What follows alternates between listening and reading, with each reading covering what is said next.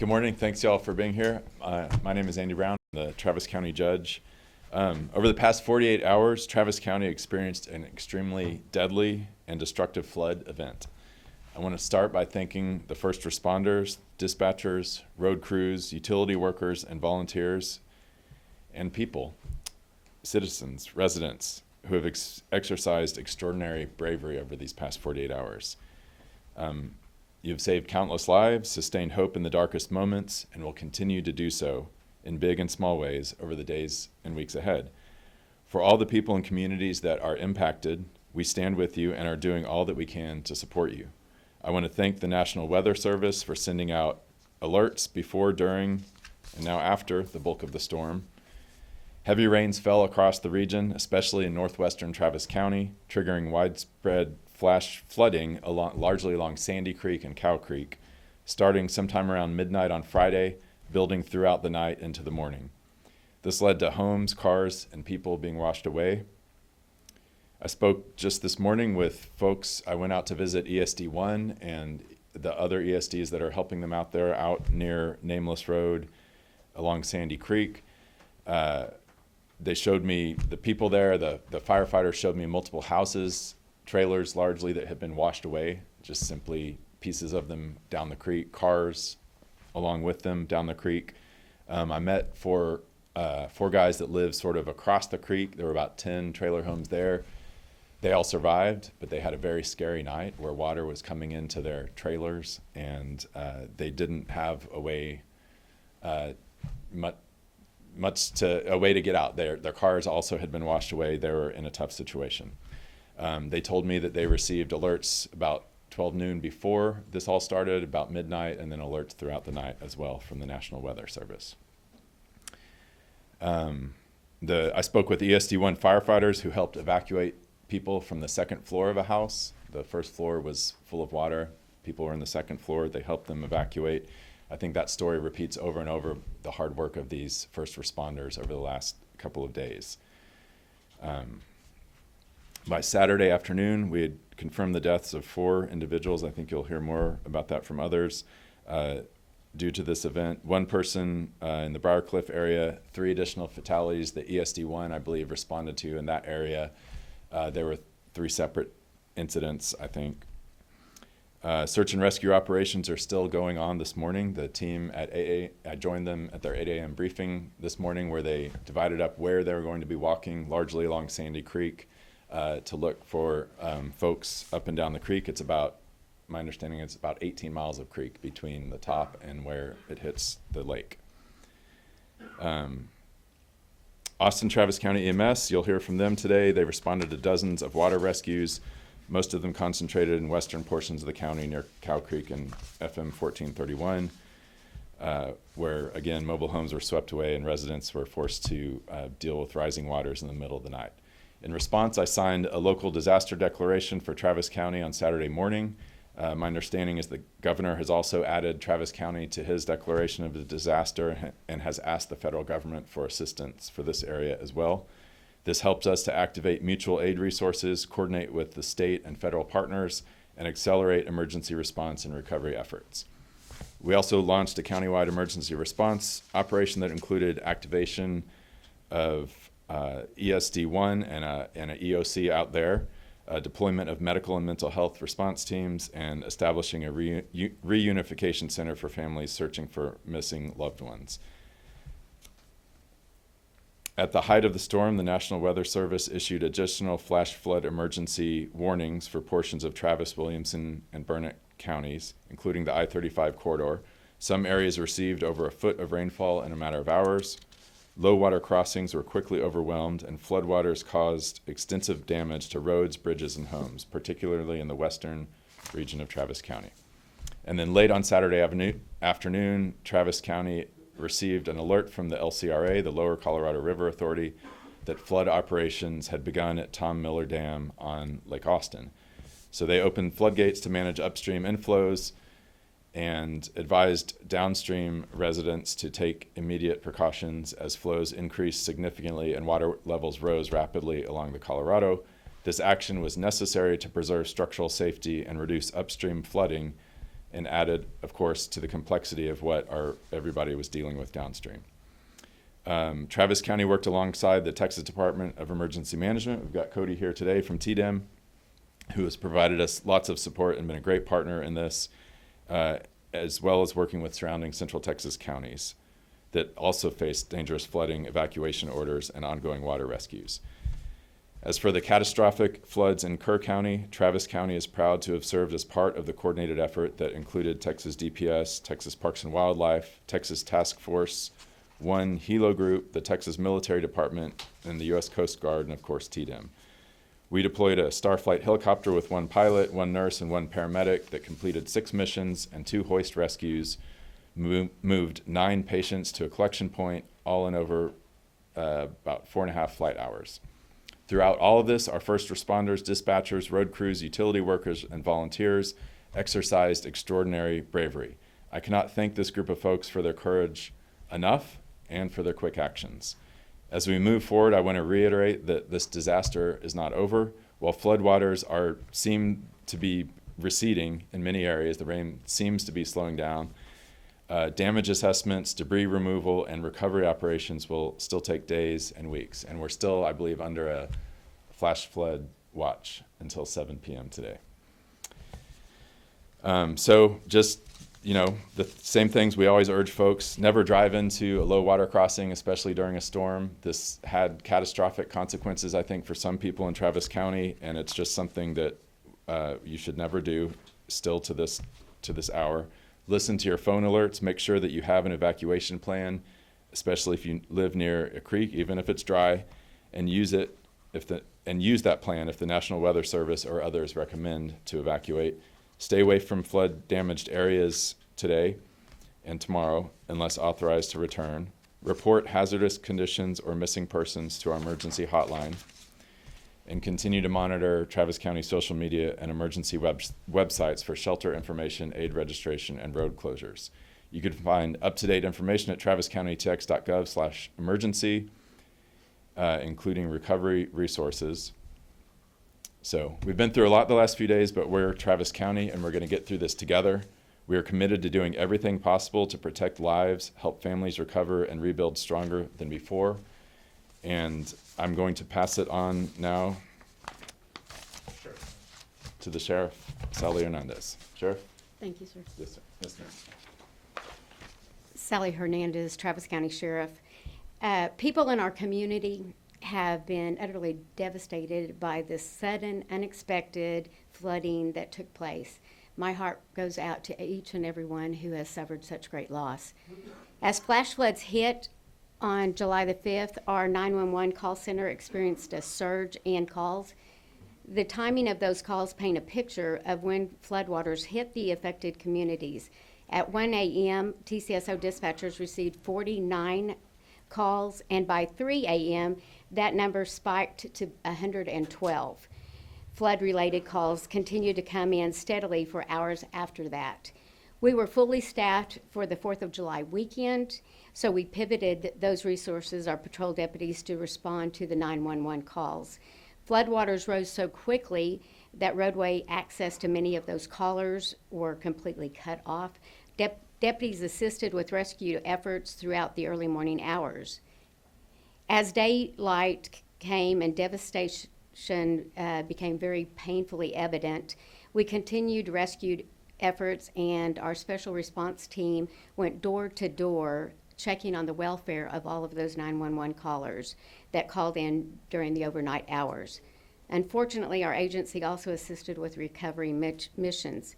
Today, we're continuing our search and rescue efforts, and one of our lake patrol boats is out with Parks and Wildlife searching the Cow Creek area, which is only accessible by water at this time because of the roadways have been washed away.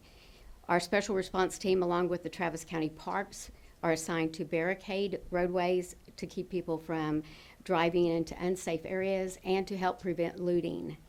Our drone team is in the Sandy Creek area today, assisting with search and rescue efforts. FM 1431 and Singleton Bend West toward Burnett County is blocked to the damaged roadways. Juniper Trail is impassable due to road damage, and Nameless Road is damaged but is passable through Terra Vista.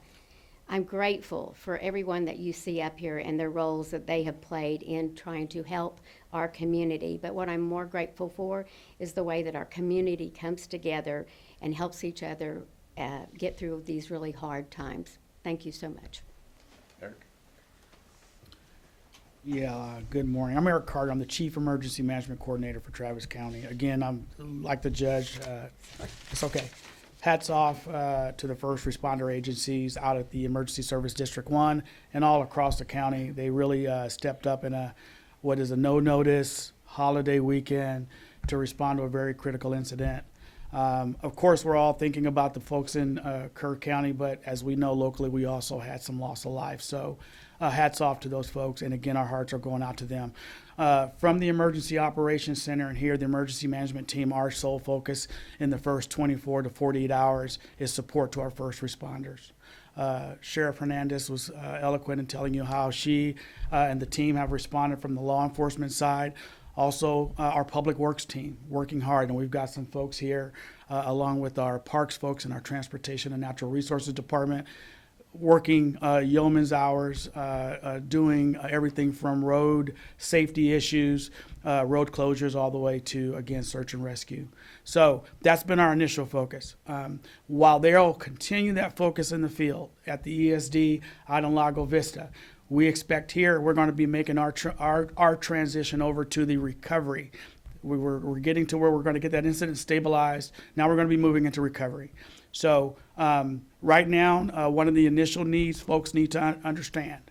If people are out there and they want to know how to help, if you're a victim and you need immediate assistance, we want to encourage you to call the Red Cross. Red Cross is here with us today. They can help you with immediate needs.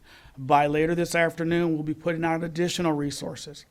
The Red Cross will make sure that you are sheltered, that you have an immediate ability to cover first in food, clothing, if you lost those things in flash flooding. We know there will be other needs. We've got a great team of volunteer agencies and community partners that are gathering here at the EOC, and we're going to look at other resources we can put out for the community. We expect our response to move from here to more out in the Lago Vista area. That's where the impact is. That's not to ignore what was going on in the Briar Cliff and other parts of the county, but we know just from the reports we received, the bulk of the impact is out in the Lago Vista ESD1 region. So that's where we'll be in the upcoming days. As I told the team, it's not a sprint, it's a marathon. We've got to work through this over time. Our goal is to pace ourselves and do our jobs. So we're going to keep doing that. I'll let these folks here give you the highlights of their response. I don't even want to step over that, but they'll keep at it and we'll keep at it. So thank you. Who? Chief. Thank you. Chief. Excuse me, sir. Good morning. Rob Lukritz, Chief of Austin Travis County EMS. As was mentioned earlier, our hearts go out to everyone that was affected by this tragic event. From an Austin Travis County EMS perspective, in the early hours of Saturday morning, we received numerous 911 calls reporting individuals who were experiencing severe flooding requiring evacuation. Our teams, in collaboration with the Emergency Services District, deployed numerous resources. Austin Travis County EMS deployed 2 boat teams, as well as supervisory assets to assist in the command center, both in Travis County, in Lago Vista, as well as in Burnett County. We also dispatched several ambulances. In total, 25 individuals were rescued by our teams, and 4 of those were transported with non-life-threatening emergencies to local healthcare facilities. Our teams continue to work throughout the day to assist in the rescue efforts. In addition to our efforts here in Travis County, we continue to have assets deployed in Kerrville, in Kerr County, where we have an ambulance bus as well as a boat team deployed from our agency. In addition, our community health paramedics also assisted with the Emergency Family Assistance Center, which I believe was in Leander. It's moved a couple times, to assist in the care for those families that were affected. And with that, I'll turn it over back to Judge Brown. We'll open up for questions. Okay. So we know that 4 are confirmed deceased. How many do we have missing right now? So based on talking to the ESD this morning at the meeting that they had at 8 a.m., they suspect there's somewhere between 11 and 13, but those are largely unconfirmed. Like they talked to somebody who said, we heard that this person is missing. There was one person that they told me about that they firsthand know is missing still. In talking to other people that live out there this morning, you know, they pointed, you know, to a car that they thought people were in that I could see, you know, a quarter mile down the river. And so there are still people missing. We do not know exactly how many. I know firsthand that there was that one person confirmed missing by the ESDs. Stacy? Judge Brown, you talked a little bit about the notifications that some people in Western Travis County got. Mhm. Could you talk more about what kinds of warnings people received and whether any of this death was preventable?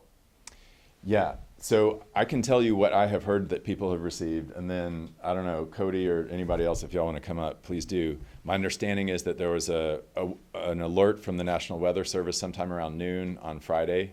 Then there was another one sometime around midnight, and then there was one somewhere around 4:30 a.m. as well, and then they continued on after that. Does anyone, I'll add in. you want to add in? Just- Okay. And the judge pretty much summarized it. All through the night, the team was both monitoring here and pushing. The weather service was very proactive in their warnings.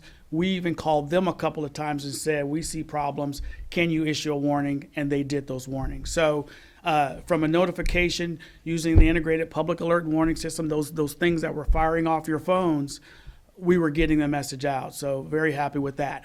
The question of preventability, that can't be answered today, in the sense that the team is out there still doing the search and rescue and the recovery and the circumstances why any one individual would have found themselves in a tragic circumstance. We can't know that today, but I appreciate the question.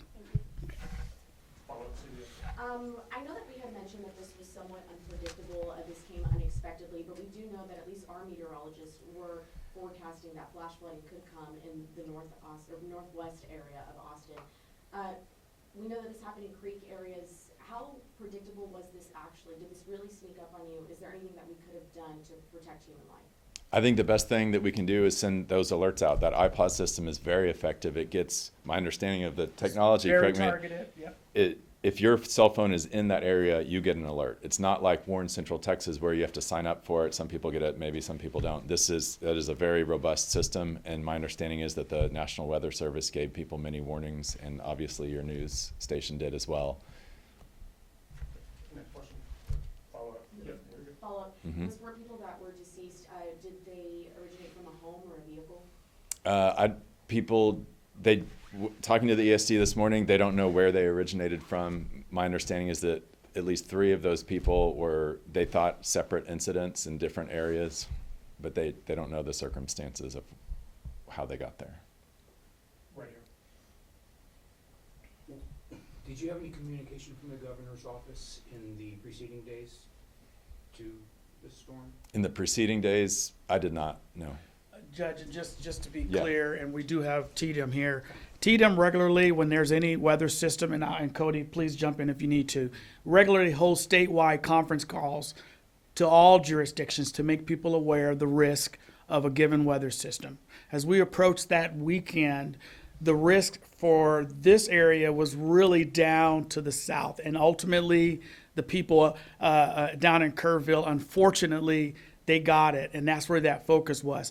This system just began to turn, and they are continuing their statewide conference calls, but they did everything they could to make sure all the areas, counties in Texas were aware of the system. Cody, you want to add anything to that? No, that's correct. Okay, thank you. Yeah, and just so you said governor's office. I did talk to Cody on Friday. He's with TDM. I did also talk with the governor's office as we're more into the storm. Checked in with the governor's chief of staff. Yes. Was there any evacuations held in Travis County? There were evacuations, and ESD, do you want to talk about any of that? I know they told me this morning about people who were evacuated off of their roofs, things like that. Do you want to comment a little bit? I can try. Michael Anderson, representing the Travis County Emergency Services Districts. When the event started to occur in the early morning hours, the agencies were called for dispatching for the rescues, for the immediate calls and needs. It's my understanding that the ESD 1 area, the Lago Vista, Jonestown area, While they were also performing rescues, they worked to get notifications for evacuations. But most of their efforts were on the actual needs for the rescues. Any other further than that, I can't speak to that right now. We're gonna do last question here and follow it up right there. Just last question. Last question for me, I appreciate y'all's time and providing us these updates. We know that Travis County is one of the biggest counties in Texas. I want to ask, why did this press conference come hours after we know that the fatalities happened in our county? I think we released them as they are happening, is my understanding. Our main focus is on the actual, helping people who are out there in the floodwaters, and so I think that was the biggest effort that we've all been working on. Chief Bailey from ESD 11 was the incident commander out around ESD 1, and so we had these folks out there and making sure that they had the resources that they need, of course. And then my understanding is that Hector and others were in communications with the press about details. Stacy? I just wanted to ask how many rescues there were, and if you could talk any more. Yeah, so I heard from the ESDs this morning that they thought there were about 50 rescues, EMS. Does that sound about right? So I think they pointed at what's the name of that boat? The little inflatable boat? Zodiac. The Zodiac boat. They talked about rescuing folks using the Zodiac boat out there along Sandy Creek and along Cow Creek. They also helped people by foot leave their houses when the water was coming up. They assisted people to get out that way. So there were water rescues, there were land rescues. And I want to give an additional shout out to TDEM so there was the initial stage of water rescues, people responding to 911 calls, asking for help that way. I think it was Saturday. My understanding is that TDEM sent 2 teams. I think it was about 16 people total to add to about 20 or so people on our end to do additional search to help with rescues up and down the creek on Saturday. So that was sort of a land-based rescue effort. But so there was water and land-based, and then, yeah. All right, folks, thank you all. If y'all have any follow-up, please let me know. and One I'll- thing, Hector. Yeah. I'm sorry, I just wanted to publicize the Red Cross number. Oh, go ahead. So, folks, I'm Chuck Brotherton. I'm the County Executive for Emergency Services. We do have the Red Cross represented here with Mr. Pierre Wynn. Appreciate y'all being here. We have established a hotline for people to call, people who have been impacted by the flooding, people who are searching for loved ones who they may not be able to reach. The number is 1-800-RED-CROSS, REDCROS. The number is 733-2767. That's 800-733-2767. The Red Cross hotline, that is a national hotline. They will take your information. They will get a contact number for you. They will refer the call to local Red Cross here in Travis County, and those folks will get back to you to assess your needs and do everything they can to help. We've got a follow-up. Yeah, please. Cody McDonald, Texas Division of Emergency Management, District Chief. We just want to encourage everyone that was impacted by this, if they have any damages to their homes, to submit those damages to damages.tdem.texas.gov. That helps us get a track of how many damages, how many homes are damaged, what those property values look like, so we can submit that for potential assistance. So again, damages.tdem.texas.gov. If you'd please submit your damages to us. Thank you. And one last thing. So there is a lot of debris in the water, in creeks, of course, that a week ago weren't a creek. And then there also is a lot of debris in Lake Travis, Lake Austin. Please do not go in a boat or swimming in Lake Travis. Give us a couple of days at least, and until further notice, really, to make sure that debris goes away. So there should be no recreational boating in Lake Travis or Lake Austin or any of the other lakes right now, because there's a ton of debris, ton of hazards in there, and we want to make sure that people who are trying to engage in recovery efforts are not hampered by people trying to recreate in the lakes right now. Great. All right. Thank you. all.